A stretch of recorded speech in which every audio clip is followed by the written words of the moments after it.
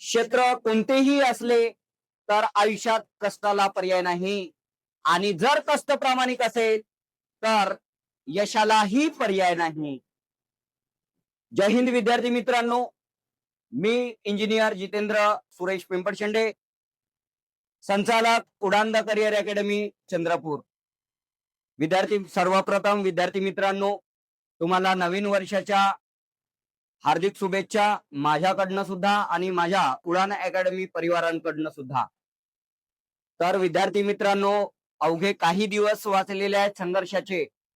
तर स्वतःला सांगा की शर्यत अजून संपली नाही, कारण मी जिंकलेलो नाही. तर त्याच उमेदीने आपण उडान खाकी टेस्ट सिरीज 2025-26 या वर्षातील पेपर क्रमांक 1 ह्या आपण घेत आहोत.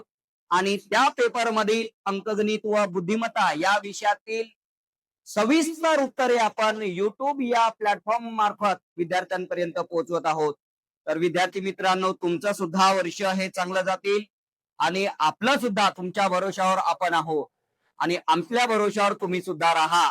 ओके, तर त्याच उमेदीने दोघांची पण बॉन्डिंग असणे गरजेचं आहे आणि त्याच याच्याने ध्येयाने पेटून उठायचं आहे. या वर्षीला तुमचं गोल जे आहे ते अचीव करायचं आहे. तर विद्यार्थी मित्रांनो, त्या पेपर मधील आपल्याला 3 जानेवारी 2026 ला घेतलेला शनिवारचा पेपर मधील पेपर प्रश्न क्रमांक 1 ओके अंकगणिताचा प्रश्न होता आणि तो प्रश्न सिम्प्लिफिकेशनचा प्रश्न होता. तर त्या प्रश्नाचं सविस्तर उत्तर आपण बघूया. बघा इथे प्रश्न क्रमांक 1, जर a minus B is equal to 1 आहे तर a cube minus B cube minus thrice A B is equal to question mark. आता जर बघितलं हे टर्म्स आपल्याला कुठंतरी बघितल्याने वाटतं, A cube minus B cube. आपल्याकडे जर बघितलं formula A cube minus B cube is equal to A minus B into A plus A plus A cube plus A B plus B cube. तर याच्यामध्ये जर बघितलं आपण ए क्यूब नाही राहणार, ए स्क्वेअर असेल या ठिकाणी. A square plus A B plus B square हा ए क्यूब मायनस बी क्यूबचा फॉर्म्युला झालेला असेल. मग याच्या ठिकाणी ए मायनस बी ची जी किंमत दिलेली आहे ती किती दिलेली आहे, 1 दिलेली आहे. आणि जर बघितलं ए क्यूब मायनस बी क्यूब, आता जर -3ab जर केलं तर ही आपल्याला इकडे टर्म्स भेटेल. म्हणजे A cube minus B cube minus thrice A B ही टर्म भेटलेली आपल्याला टोटल इकडे. तर इकडे -3ab केलं तर तिकडे सुद्धा -3ab करावं लागेल. म्हणजे याची व्हॅल्यू झाली 1 into A square plus A B plus B square minus 3ab. आता जर बघितलं ए बी आणि ए बी याच्यामध्ये कॅन्सल जर केलं तर इथे काय वाचलं, -2ab. मग A cube minus B cube minus thrice A B is equal to इथं काय बनलं, A square minus 2ab plus B square. आता जर फॉर्म्युला तुम्हाला लक्षात असेल तर हा जो फॉर्म्युला आहे हा फॉर्म्युला ए स्क्वेअर ए मायनस बी चा होल स्क्वेअर, ए मायनस बी चा होल स्क्वेअर हा फॉर्म्युला दिसतोय. मग या ठिकाणी जर विचार केला आपण, पुट केला व्हॅल्यू ए मायनस बी चा होल स्क्वेअर, मग ए मायनस बी ची व्हॅल्यू देऊ नये, किती देऊ नये, 1. मग 1 स्क्वेअर इज इक्वल टू किती असणार, 1. त्याच्यामुळे A cube minus B cube minus thrice A B याचं उत्तर जे सिम्प्लिफिकेशन केल्याच्या नंतर जे उत्तर येईल ते किती यायला पाहिजे, 1 यायला पाहिजे. त्याच्यामुळे ऑप्शन क्रमांक बी हे तुमचं उत्तर बरोबर राहील.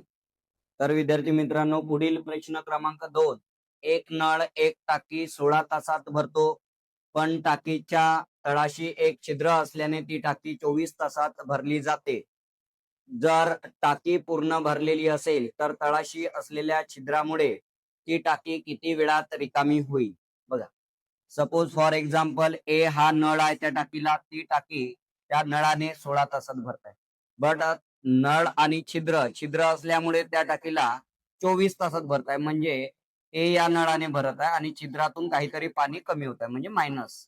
ओके, तर किती वेळ लावताय? 24 तास. मग यांचा एलसीएम जो झाला तर 24 दुने किती होणार? 48. ओके, जर बघितलं तर मग 16 तिरी 48, 3 युनिट पर आवर. ओके, हे भरण्याचं काम करेल आणि याच्यामध्ये ए भरत आहे आणि बी खाली करत आहे म्हणजे किती होणार? 2 युनिट पर आवर. हे टाकी भरण्याचं सुद्धा काम होईल. परंतु जर विचार केला 3 युनिट एका नळाने भरतायत, 2च युनिट त्याच्यामध्ये दिसत असेल म्हणजे बी या नळाने किंवा बी या छिद्राने जी टाकी खाली होत आहे ती किती युनिट होत आहे? 3 - 2 म्हणजे 1 युनिट पर आवर. म्हणजे एका तासाला 1 युनिट टाकी खाली होत आहे. मग ती संपूर्ण टाकी म्हणजे किती युनिट? 48 युनिट टाकी आहे आणि 48 युनिट टाकी बी या छिद्राने खाली जर करायची असेल तर एका तासामध्ये 1 युनिट. याचा अर्थ किती तास लागतील? 48 तास पूर्ण टाकी खाली होण्याकरता लागतील. म्हणजे ऑप्शन क्रमांक डी हे तुमचं उत्तर बरोबर राहील. तर विद्यार्थी मित्रांनो, पुढील प्रश्न क्रमांक 3. शीतल आणि शुभांगी यांच्या आजच्या वयाचे गुणोत्तर 7:3 आहे. 6 वर्षानंतर त्यांच्या वयाचे गुणोत्तर 5:3 होईल. तर त्यांच्या आजच्या वयात किती अंतर आहे? म्हणजे त्या दोन व्यक्तींच्या वयातील फरक काढायला विचारलेला आहे. बघा, शीतल आणि शुभांगी. शीतल आणि शुभांगी यांच्या वयांचं गुणोत्तर देऊन आहे 7:3. समजा एखाद्या कॉन्स्टंट व्हॅल्यूने आपण त्यांना गुणलं तर त्यांचं वय झालं. मग 7x आणि 3x हे शीतल आणि शुभांगीचं वय झालं.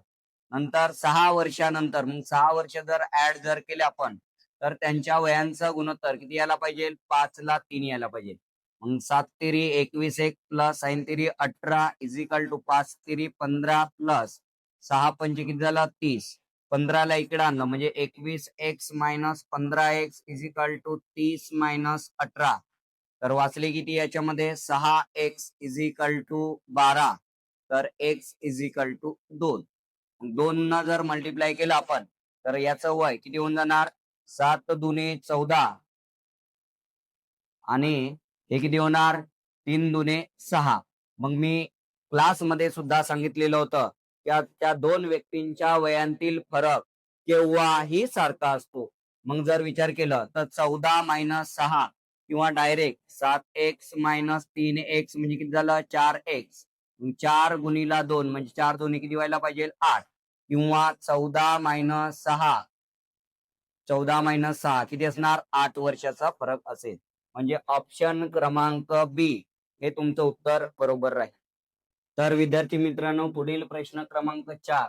जर एका संख्येचा 60% व त्या संख्येचा 35% मध्ये फरक 25चा असेल तर ती संख्या कोणती? मग बघा, 60% आणि 35% यांच्या मधला जर फरक जर काढला आपण किती टक्क्यांचा आला? 25% फरक आला. म्हणजे त्या संख्येचे 25% म्हणजे 25. तर मग ती संख्या म्हणजे 100% असते. संख्या केव्हाही आपण टक्क्यांमध्ये पकडत असताना संख्या फॉर एक्झाम्पल किती पकडतो? 100%. मग 100% म्हणजे हाऊ मच? तर इथं जर बघितलं तर 25 म्हणजे 25. तर मग किती राहणार? 100 म्हणजे किती राहणार? 100. ओके, म्हणजे ऑप्शन क्रमांक सी हे तुमचं उत्तर बरोबर राहील. तर विद्यार्थी मित्रांनो, पुढील प्रश्न क्रमांक 5. 8 पुरुष एक काम 20 दिवसात पूर्ण करतात तेच काम. बघा, तेच काम 8 स्त्रिया 32 दिवसात पूर्ण करतात. तर तेच काम 5 पुरुष आणि 8 स्त्रिया मिळून किती दिवसात पूर्ण करतील? बघा, याच्यामध्ये 8 पुरुष एक काम 20 दिवसात पूर्ण करतात. तेच काम 8 स्त्रिया 32 दिवस लावत आहे. म्हणजे याचा अर्थ 8 गेट कॅन्सल. जर विचार जर केला तर 4चा भाग याच्यामध्ये 5 वेळा आणि 4चा भाग याच्यामध्ये 8 चोक 32. म्हणजे 5 माणसं 5 man is equal to 8 ladies. म्हणजे 8 स्त्रिया जे काही काम 5 माणसं करू शकतील तेच काम किती स्त्रिया लावावं लागेल? 8 स्त्रिया लावावं लागतील.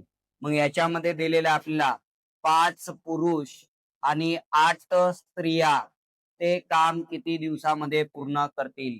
मग आता जर विचार जर केलं तर आपण कुठलीही एक कंडिशन घ्या. सपोज फॉर एक्झाम्पल मी 8 पुरुष एक काम 20 दिवसात पूर्ण करत असेल तर तेच काम आता मी पुरुष घेतलं तर इकडे सुद्धा पुरुष घेणार. 5 पुरुष प्लस 8 स्त्रिया म्हणजे किती पुरुष? 5 पुरुष म्हणजे 5 आणि 5 किती झाले? 10 पुरुष ते काम किती दिवसात पूर्ण करतील?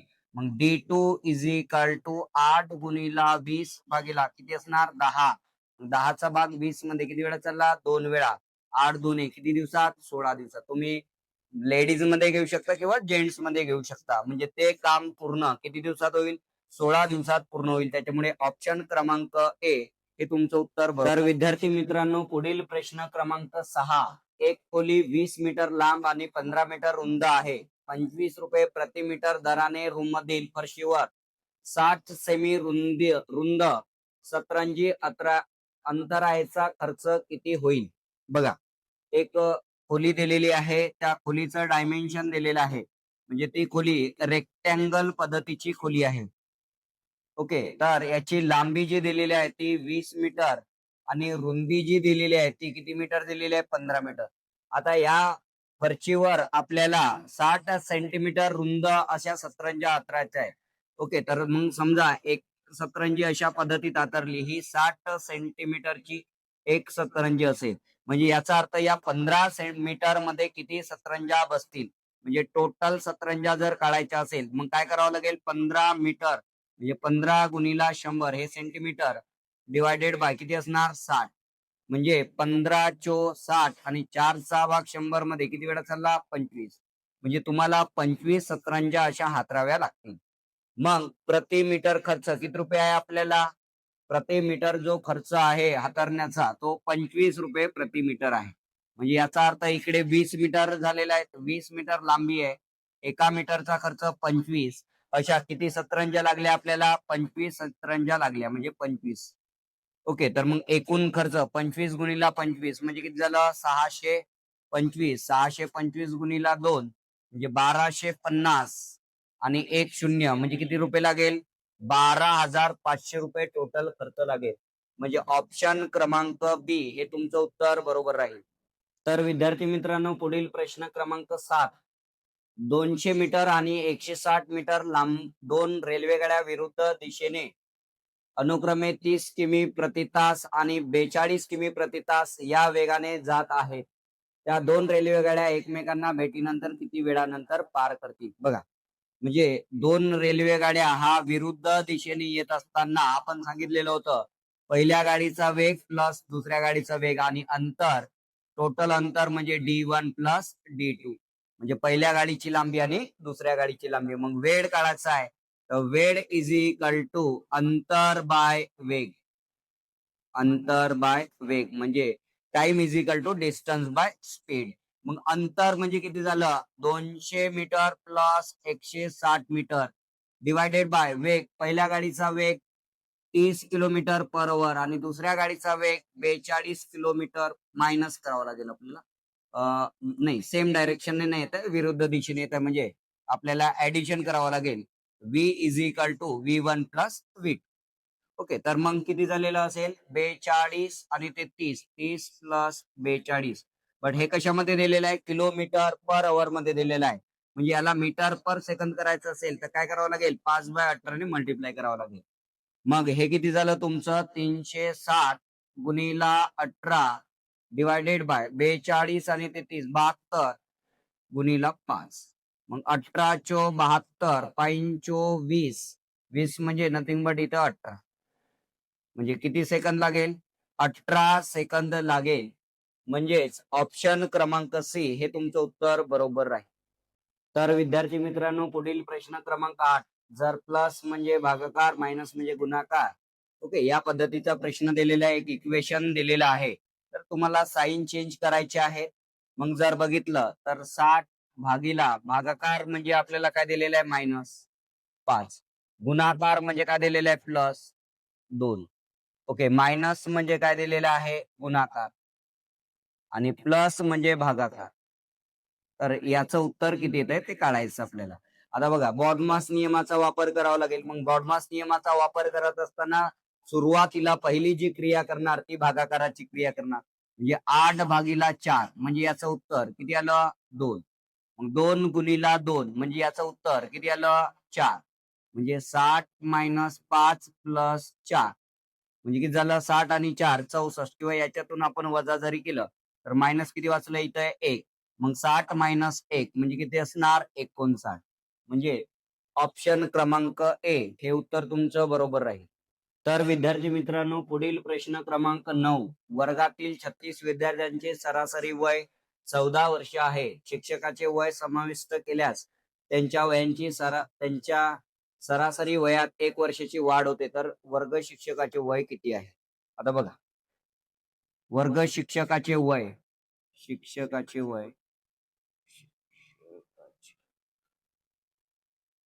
इज इक्वल टू आता 14 वर्ष सरासरी होती म्हणजे सरासरी वाढत आहे याचा अर्थ शिक्षकाचं वय सुद्धा 14 वर्ष असायलाच पाहिजे.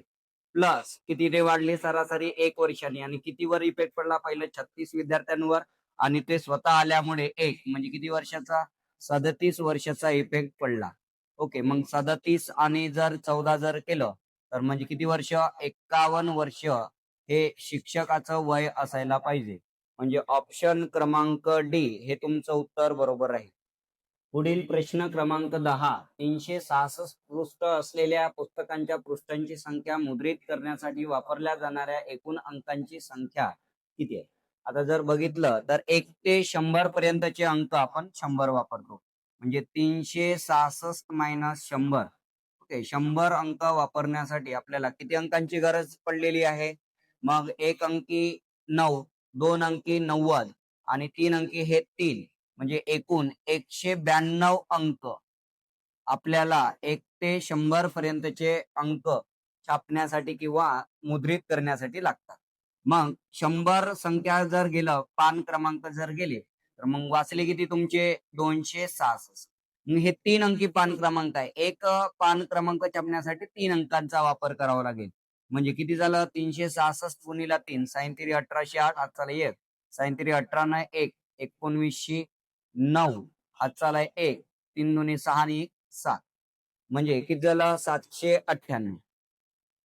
798 आणि ते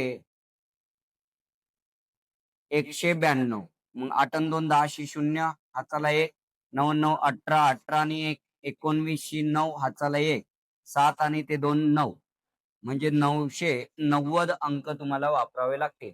म्हणजे ऑप्शन क्रमांक बी हे तुमचं उत्तर असायला पाहिजे. पुढील प्रश्न क्रमांक 11 99 पासून 1000 पर्यंतच्या संख्यांमध्ये अशा किती संख्या आहेत ज्यांच्या एकक स्थानी 8 असेल? आता बघा 99 नंतर 100 हा एक चार्ट पूर्ण कंप्लीट झाला. त्याच्यानंतरच जर बघितलं 101 पासून तर 200 पर्यंत एकूण संख्या राहतात 100 आपला 200 पर्यंत 101 पासून तर 200. मग जर विचार केला तर एकक स्थानी 10 कंप्लीट चार्ट झालेला आहे पूर्णपणे तर किती संख्या राहणार 10 संख्या. मग एका चार्ट मधील अशा 10 संख्या मग विचार केला तर 201 पासून 300 अशा पद्धतीत किती चार्ट बनतील 9. मग 9 गुणिला 10 म्हणजे एकूण एकक स्थानी 8 अंक असणाऱ्या संख्या किती राहतील 90 संख्या राहतील. म्हणजे ऑप्शन क्रमांक सी हे तुमचं उत्तर बरोबर राहील.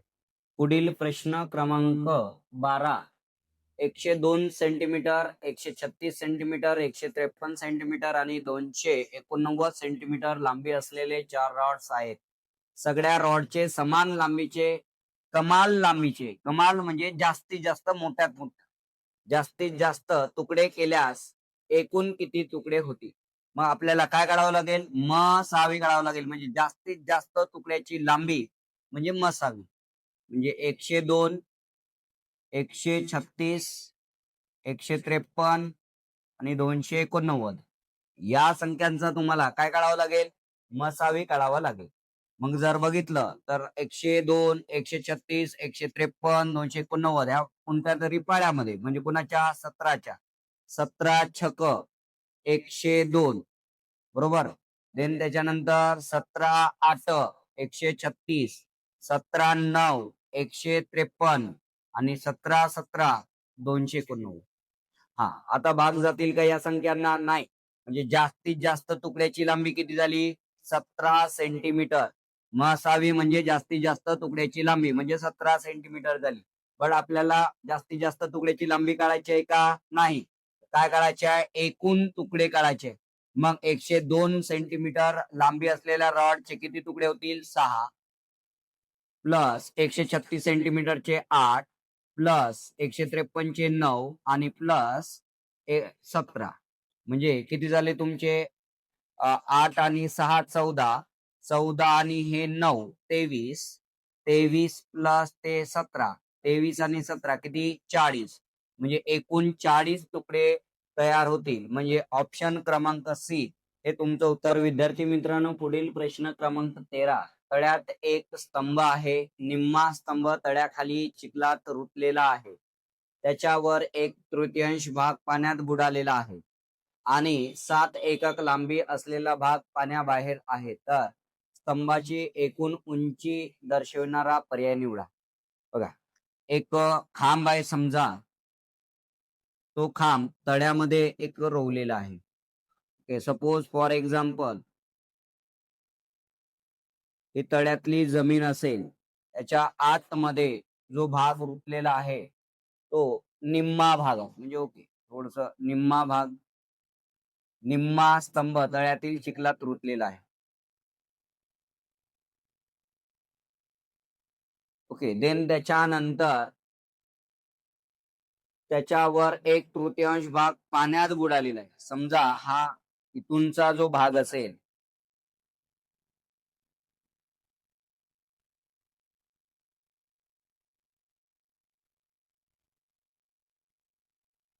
ओके हे पाणी आहे आणि समजा हे चिखल आहे. ओके, आता जर आपण बघितलं तर आणि 7 एकक लांबी असलेला भाग पाण्याबाहेर आहे. म्हणजे हे वाचलेल्या भागाची जी लांबी आहे ते 7 एकक म्हणजे 7 युनिट, कुठलंही युनिट असेल सेंटीमीटर, मीटर, ओके MM जे काही असेल ते दिलेलं आहे. मग जर बघितलं आपण संपूर्ण खांबाची लांबी x जर पकडली आपण, संपूर्ण खांबाची लांबी ही x जर झालेली असेल तर चिखलात रुतलेला भाग निम्मा म्हणजे किती झालेला असेल? x/2 आणि 1/3 भाग हा पाण्यामध्ये डुबलेला आहे. ओके, आणि 7 एकक मग यांना तिघांना ऍडिशन केलं तर किती यायला पाहिजे? x म्हणजे पूर्ण त्या खांबाची लांबी यायला पाहिजे. म्हणजे जर विचार केलं x/3 plus x/2 plus 7 is equal to x. मग काय झालेलं असेल? x minus okay 2x plus 3x आणि डिवायडेड बाय 3 दुने 6 इज इक्वल टू किती असेल? 7. मग 6x minus 5x divided by 6 is equal to 7. मग x is equal to 7 into 6 म्हणजे x is equal to sign 7 42 unit म्हणजे 42 मीटर, 42 सेंटीमीटर जे काही असेल. ओके, तर 42 ही ते एककामध्ये त्याची त्या खांबाची लांबी असायला पाहिजे. म्हणजे ऑप्शन क्रमांक ए हे तुमचं उत्तर बरोबर असेल. तर विद्यार्थी मित्रांनो, पुढील प्रश्न क्रमांक 14. एका भक्ताजवळ काही रक्कम होती. मार्गातून जाताना तिने 4 देवळांना भेटी दिल्या. जेव्हा ती प्रत्येक देवळात पाऊल ठेवते तेव्हा तिच्याकडची रक्कम दुप्पट होते आणि ती प्रत्येक देवळात 100 रुपये देते. जेव्हा ती 4थ्या देवळातून परतली तेव्हा तिच्याकडे काहीही पैसे उरले नाहीत. तर त्या भक्ताजवळ सुरुवातीला असलेली रक्कम दाखवणारा पर्याय निवडा. बघा, सुरुवातीला समजा तिच्याकडे 1 रुपये होती. सुरुवातीची रक्कम आपण 1 रुपये मानली. सपोज फॉर एक्झाम्पल ती ए या देवळात गेली तेव्हा रक्कम किती झाली? 2x आणि देवाला दिलं म्हणजे किती झालं? 2x मायनस 100 रुपये. देन त्याच्यानंतर बी या मंदिरात आली समजा. ओके, तर मग 2x मायनस 100 याचे दुप्पट होणार म्हणजे किती होणार? 4x minus 200. मग 100 रुपये अधिक दिले म्हणजे किती झालं? 4x minus 300. मग सी या मंदिरात जर आली तर त्याची दुप्पट होणार म्हणजे किती होणार? 8x minus 600. मग 100 रुपये दिले म्हणजे 8x मायनस 700. देन त्याच्यानंतर याची रक्कम दुप्पट होणार डी या मंदिरात जर आली तर म्हणजे किती होणार? 16x मायनस 700, 16x मायनस 1400 आणि 100 रुपये देणार 16x मायनस 1500, तेव्हा तिच्याकडची रक्कम किती? 0 रुपीज झाली. म्हणजे so therefore 16x minus 1500 is equal to 0. तर 16x इज इक्वल टू 1500.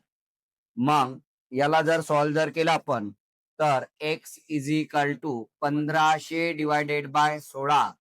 तर याचं जर सॉल्व्ह केल्याच्या नंतर उत्तर जे येणार ते 93.75 रुपये यायला पाहिजे. म्हणजे ऑप्शन क्रमांक ए हे उत्तर तुमचं बरोबर राहील. पुढील प्रश्न क्रमांक 15.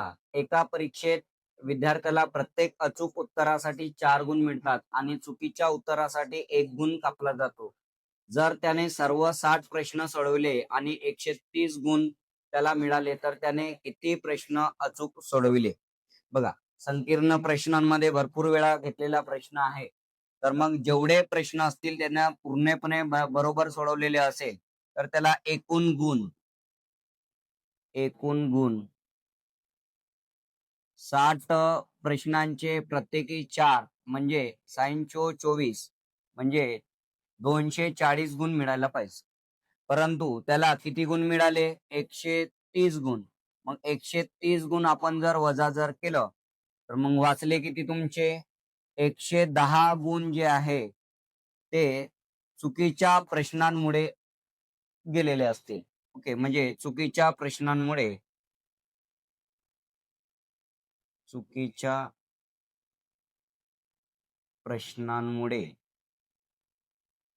कमी झालेले गुण.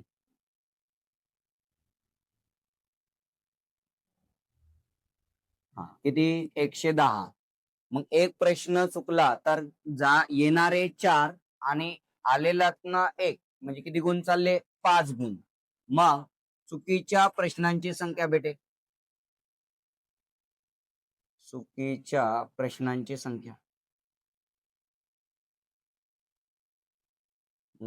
प्रश्नांची संख्या किती झाली? 5 दुने 10, 5 दुने 10, 22 प्रश्न चुकले. किती प्रश्नांपैकी? 60 प्रश्नांपैकी 22 प्रश्न जर चुकले तर वाचले किती तुमचे? 38 प्रश्न जे आहेत ते बरोबर आलेले असतील. म्हणजे ऑप्शन क्रमांक बी हे तुमचं उत्तर बरोबर राहील. विद्यार्थी मित्रांनो, पुढील प्रश्न क्रमांक 16. बी कडे सी पेक्षा 5 रुपये अधिक आहेत. ए जवळ बी पेक्षा 14 रुपये अधिक आहेत. या तिघांकडील पैसे समान होतील अशी देवाणघेवाण निवडा. म्हणजे बघा, ऑप्शन दिलेले आहेत. ओके, कोण कोणाला पैसे देईल किंवा कोण कोणाकडून पैसे घेईल या पद्धतीची ते देवाणघेवाण दिलेली आहे ऑप्शन मध्ये आणि त्यांचे पैसे समान व्हायला पाहिजे. आता पहिली कंडिशन काय म्हणत आहे? बी कडे सी पेक्षा 5 रुपये अधिक आहे आणि ए जवळ बी पेक्षा 14 रुपये अधिक आहेत. या 2 कंडिशन दिलेल्या आहेत. मग जर विचार केला इथे बी हा कॉमन येत आहे, कोणत्या व्यक्तीकडे पकडू शकता? समजा बी ची रक्कम 100 रुपये असं म्हणू. समजा बी ची रक्कम 100 रुपये आहे, बी कडे 100 रुपये जर असेल. ओके, तर मग जर विचार जर केला तर बी कडे 100 जर झालं तर सी कडे किती रुपये होणार?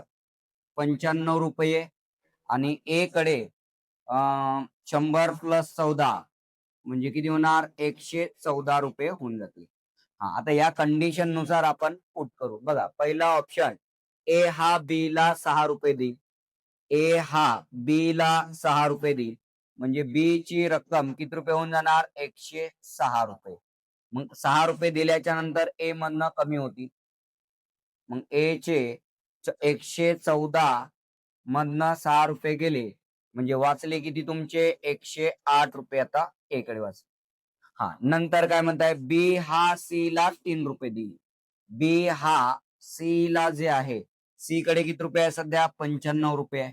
मग सी ला किती रुपये दिला? 3 रुपये दिला म्हणजे 3 रुपये कमी झालं म्हणजे किती वाचलं? 103 रुपये याच्याकडे आहे तर 3 रुपये याच्याकडे जर मिळवलं तर याच्याकडे किती रुपये झाले? 98 रुपये झाले. मग सारखे झाले का? याच्याकडे 103 रुपये, 108 रुपये, याच्याकडे 98. सारखे नाही. म्हणजे पहिलं ऑप्शन जे आहे ते टोटली चुकीचं आहे. मग दुसरं ऑप्शन जर बघितलं आपण, ओके, ए हा बी ला 3 रुपये देईल. ए हा बी ला 3 रुपये दिला, म्हणजे बी कडची रक्कम किती रुपये झाली? 103. आणि ए कडची रक्कम 3 रुपये दिल्यामुळे 111 रुपये. आणि देन सी ला ए कडून 6 रुपये मिळतील. मग सी ला किती? 95 रुपये आहे. आणि सी कडनं आपला ए कडनं 6 रुपये मिळतील. म्हणजे 95 आणि 6 किती झालं तुमचं? 101. आणि देन इथं 103 आहे आणि याच्यातून जर वजा केलं 111 तर किती वाचेल? 105. म्हणजे हे सुद्धा 103 बी कडे, 105 रुपये ए कडे आणि 101 रुपये सी कडे, म्हणजे सारखी आहे का किंमत? नाही. म्हणजे दुसरं वालं सुद्धा ऑप्शन चुकीचं आहे. ओके, ऑप्शन क्रमांक 3. मग ऑप्शन क्रमांक 3 जर बघितलं, ए हा सी ला 8 रुपये देतील, म्हणजे ए कडनं 114 मायनस 8 हा कोणाला देत आहे? सी ला. मग सी ला 8 रुपये प्लस होतील. हा, आणि सेकंड कंडिशन आता जर विचार केला, 114 तून 8 गेले म्हणजे इकडचे 4 आणि तिकडचे 4 म्हणजे 106 रुपये. आणि याच्याकडे 95 आणि ते 8 म्हणजे किती होणार? ते 5 आणि ते 3 म्हणजे 103 रुपये. आणि सेकंड कंडिशन काय म्हणत आहे? बी ला ए कडून 3 रुपये मिळतील. बी ला ए कडनं, म्हणजे बी कडे 100 रुपये होते आणि 3 रुपये अधिक ए कडनं मिळतील, म्हणजे 3 रुपये कमी होणार ए कडनं, म्हणजे किती वाचेल? 103 रुपये ए कडे वाचेल आणि 3 रुपये याला ऍड होतील, म्हणजे किती रुपये होणार? 103 रुपये. म्हणजे याचा अर्थ बघा, ए बी आणि सी ची रक्कम 103, 103 आणि 103 सारखी झालेली आहे. त्याच्यामुळे या प्रश्नाचं उत्तर ऑप्शन क्रमांक सी हे तुमचं उत्तर बरोबर आहे. पुढील प्रश्न क्रमांक 17. जय हा गेऊच्या तिप्पट वयाचा आहे. अमनचे वय हे गेऊच्या दुप्पट आहे. जय आणि अमन त्यांच्या वयांची बेरीज केल्यास शमीच्या वयाचे निमपट मिळते. जर शमीचे वय 70 वर्ष असेल तर गेव पेक्षा 2 वर्षांनी मोठा असलेल्या ज्ञानचे वय किती? बघा, इथे जय दिलेले आहे. जय हा गेऊच्या वयाच्या तिप्पट आहे. समजा गेवचं वय 1 पट असेल तर जयचं वय हे 3 पट होणार. अमनचे वय हे गेवच्या वयाच्या दुप्पट आहे. अमनचे वय हे गेवच्या वयाच्या दुप्पट आहे. जय आणि अमन यांच्या वयांची बेरीज, समजा सपोज फॉर एक्झाम्पल हे यांचे वय असेल तर 3x + 2x = हे निमपट आहे कोणाच्या? शम्मीच्या वयाच्या. मग शम्मीचं वय किती आहे? 70/2. ओके, म्हणजे किती झालं? 5x = 35. तर x = किती निघलं? 7. तर काय विचारलंय मग? असेल तर गेव पेक्षा 2 वर्षांनी मोठा. मग गेवचं वय किती झालं? आता तुमचं याच्यामध्ये जर विचार केला तर 7 तिरी 21 हे जयचं वय झालं, 7 एका 7 हे गेवचं वय झालं आणि अमनचं वय झालं 7 दुने 14. मग ज्ञान हा 2 वर्षांनी मोठा आहे. मग ज्ञानचे वय हा किती होणार? 7 + 2 म्हणजे किती वर्ष? 9 वर्षे हे ज्ञानचं वय होऊन जाईल. म्हणजे ऑप्शन क्रमांक ए हे तर तुमचं बरोबर राहील. पुढील प्रश्न क्रमांक 18. 10 संख्यांची सरासरी 7 आहे. जर प्रत्येक संख्येला 15 ने गुणले तर संख्यांच्या नवीन संचांची सरासरी किती? बघा, आता प्रत्येक संख्येला कितीने गुणत आहे? 15 ने गुणत आहे. म्हणजे याचा अर्थ प्रत्येक संख्या ही 15 पटीने वाढली. मग सरासरी सुद्धा जेवढ्या पटीने संख्या वाढल्या तेवढ्याच पटीने सरासरी सुद्धा वाढेल. म्हणजे नवीन सरासरी ही किती झालेली असेल? 7 गुणिला, ओके, 7 पहिल्याची सरासरी होती आणि प्रत्येक संख्येला आता 15 ने गुणताय, म्हणजे 15 ने सरासरी 15 पटीने सरासरी सुद्धा वाढलेली असेल. म्हणजे 15 × 7 = 105. म्हणजे नवीन संख्यांची सरासरी 105 झालेली असेल. ऑप्शन क्रमांक ए हे उत्तर बरोबर राहील.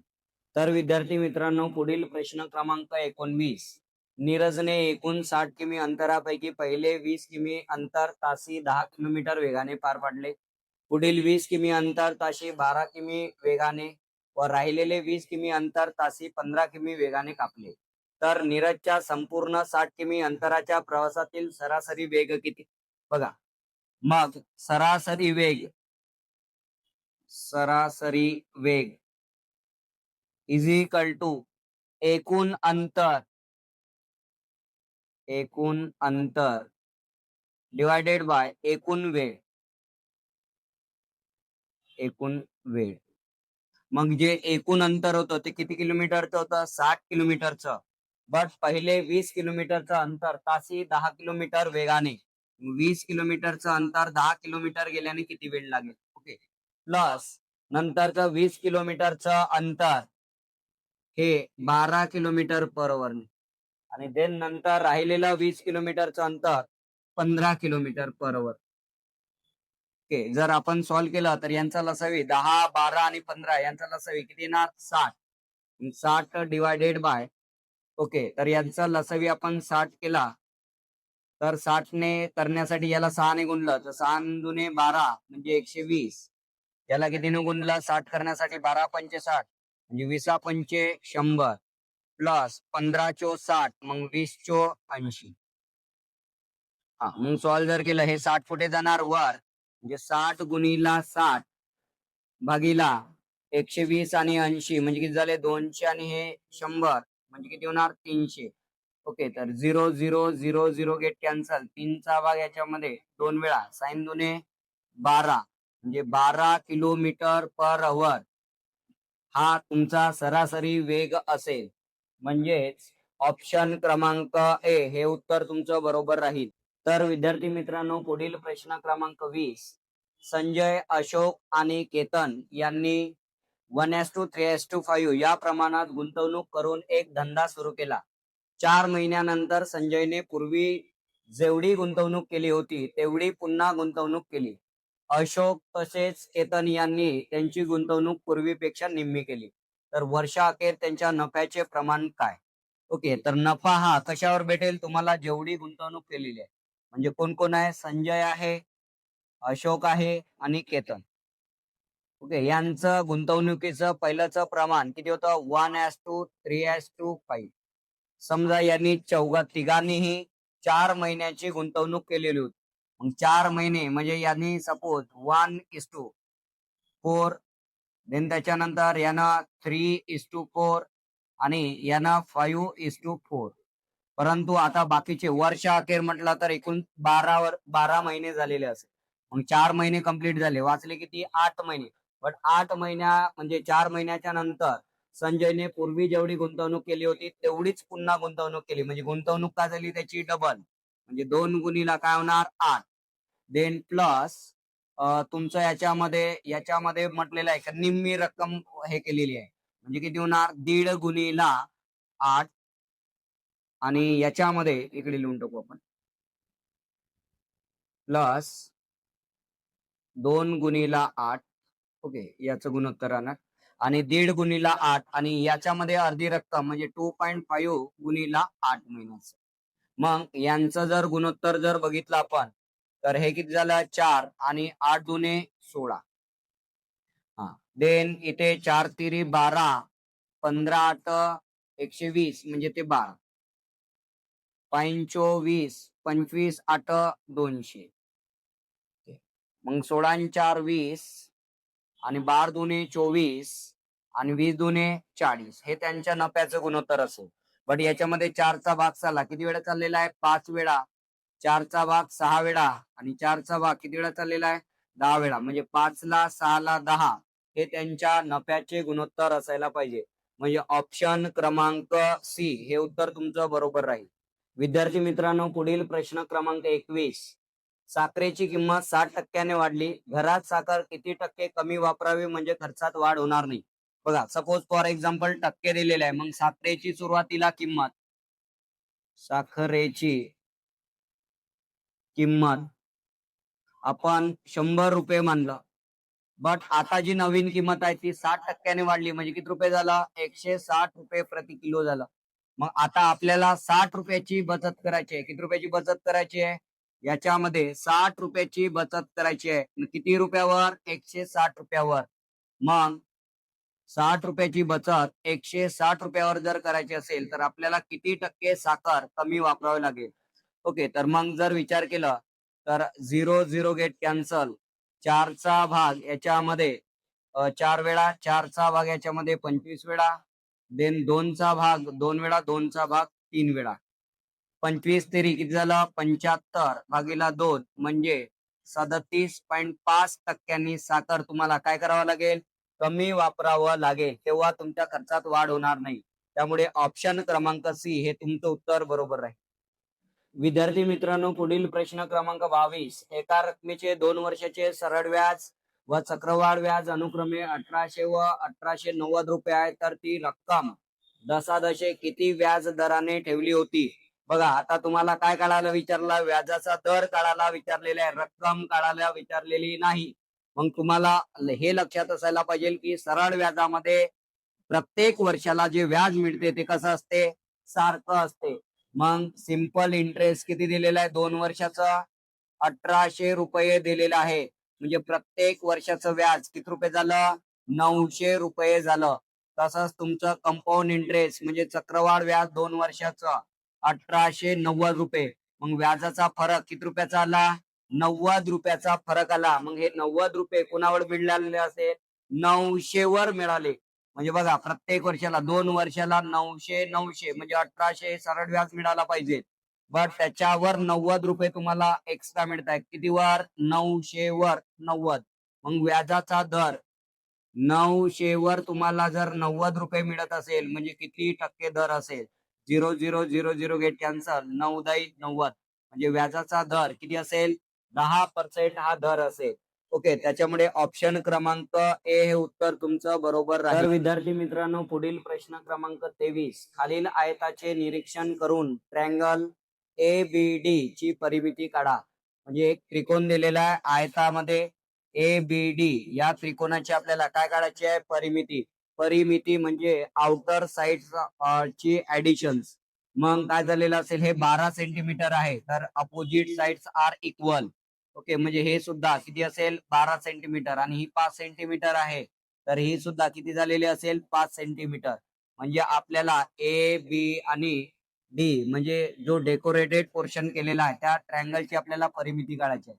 मग आता आपल्याला हायपोटेनस पाहिजे आहे. मग 12 दिलेला आहे, इकडे 5 दिलेला आहे. तुम्हाला डायरेक्ट पायथागोरसचा थेरम लावून 13 सेंटीमीटर ही आपल्याला हायपोटेनसची लेंथ भेटेल. पुष्कळ वेळा सांगितलं की सपोज फॉर एक्झाम्पल 3 4 तर असेल तर 5, 6 8 असेल तर तुमचं 10, किंवा 5 12 असेल तर 13. म्हणजे 5चा वर्ग 12चा वर्ग, 5चा वर्ग 25, 12चा वर्ग 144, म्हणजे 169. म्हणजे कोणाचा वर्ग राहणार? 13चा. किंवा तुम्ही काढू शकता BD इज इक्वल टू 12चा वर्ग प्लस 5चा वर्ग. मग 12चा वर्ग किती झाला? 144 प्लस 5चा वर्ग 25, म्हणजे किती झाले? वर्गमुळात 169, म्हणजे किती येणार? 13 सेंटीमीटर. ओके, हे तुमचा हायपोटेनस झाला. मग या आयताची परिमिती किती झालेली असेल? 12 13 हे 25 आणि हे 5. ओके, मग आयता आपला ट्रँगलची परिमिती परिमिती 12 प्लस 5 प्लस 13. मग 12 13 25 आणि 5 किती असणार? 30 सेंटीमीटर ह्या ट्रँगलची परिमिती असेल. म्हणजे ऑप्शन क्रमांक बी हे तुमचं उत्तर बरोबर राहील. तर विद्यार्थी मित्रांनो, पुढील प्रश्न क्रमांक 24. वर्तुळाचे क्षेत्रफळ 100 सेमी असेल आणि त्याच वर्तुळाचा परिघ 100 सेमी असेल तर खालीलपैकी कोणती त्या वर्तुळाची त्रिज्या होईल? बघा, आता काय दिलेलं आहे? वर्तुळाचं क्षेत्रफळ आणि त्या वर्तुळाचा परिघ हा कसा दिलेला आहे? सारखा दिलेला आहे. मग वर्तुळाचे क्षेत्रफळ जर म्हटलं तर पाय आर स्क्वेअर आणि परिघ म्हटलं तर 2 पाय आर. ओके, ही किंमत सारखी आहे. मग याच्यामध्ये जर विचार केला, pi pi get cancel, R R get cancel, म्हणजे काय झालं? R is equal to 2 centimetre. म्हणजे ऑप्शन क्रमांक बी हे तुमचं उत्तर बरोबर राहील. तर विद्यार्थी मित्रांनो, पुढील प्रश्न क्रमांक 25. एक घड्याळ 2880 रुपयात विकल्यावर विक्रेत्याला 10% तोटा होतो. विक्रेत्याने ते घड्याळ किती रुपयास विकल्यास त्याला 10% नफा होईल. बघा, मी सांगितलेलं होतं की कोणत्याही नफा किंवा तोट्यामध्ये खरेदी किंमत ही 100% पकडा. मग त्याला 10% लॉस होत आहे, म्हणजे याचा अर्थ विक्री किंमत किती झालेली असेल? 90%. मग 90% विक्रीची किंमत म्हणजे आपल्याला किती रुपये देऊन आहे? 2880 रुपये देऊन आहे. तर मग 10% नफा पाहिजे, म्हणजे खरेदी किंमत तुमची 100%, 10% नफा म्हणजे किती झालेले असेल? 110%. म्हणजे how much? So therefore X is equal to 2880 गुणिला 110 भागीला 90. 0 गेट कॅन्सल, तर एक्स इज इक्वल टू 9 तिरी 27 आणि 9 दुने 18. मग जर विचार केलं 32 गुणिला 100 म्हणजे 3200. देन त्याच्यानंतर 32 गुणे ओके प्लस 32 गुणिला 10 320. 0 2 5 3 3520 रुपये ला विकावं लागेल, तेव्हा तुमचा 10% नफा होईल. म्हणजे ऑप्शन क्रमांक ए हे उत्तर तुमचं बरोबर राहील. तर विद्यार्थी मित्रांनो, बघा याच पद्धतीत आपण मेगा टेस्ट सिरीज जी चालू केलेली आहे, त्या मेगा टेस्ट सिरीज मधील अंकगणित व बुद्धिमत्ता या विषयातील सविस्तर उत्तरे आपण YouTube या प्लॅटफॉर्म माध्यमातून आपण देण्याचा प्रयत्न करत आहोत. तर विद्यार्थी मित्रांनो, आता भरतीच्या तारखा ज्या आहेत त्या जाहीर झालेल्या आहेत आणि लवकरच तुमची शारीरिक क्षमता चाचणी ही होईल आणि त्या अनुषंगाने तुम्हाला पेपरची सुद्धा तयारी करावी लागेल. तर आपण यापुढे सपोज तुमची फिजिकल झाल्याच्या नंतर हप्त्यातनं एक नाही तर 2 ते 3 पेपर घेण्याचा सुद्धा आपण संकल्प हाती घेतलेला आहे. आणि जास्तीत जास्त विद्यार्थी या 2026 मध्ये प्रशासकीय सेवेमध्ये कसे पाठवता येईल याच्याकडे आपला प्रामाणिकपणाने कष्ट चालू आहे. तर विद्यार्थी मित्रांनो, आमची मेहनत तर आहेच, बट त्यासोबतच तुमची सुद्धा मेहनत गरजेची आहे. तर विद्यार्थी मित्रांनो, या पद्धतीचे व्हिडिओ जर पाहिजे असेल तर आपल्या उडान अकॅडमी चंद्रपूर या YouTube चॅनलला सबस्क्राईब करा. आणि हा जर व्हिडिओ आवडला असेल तर लाईक करा आणि जास्तीत जास्त विद्यार्थ्यांपर्यंत शेअर करा. धन्यवाद.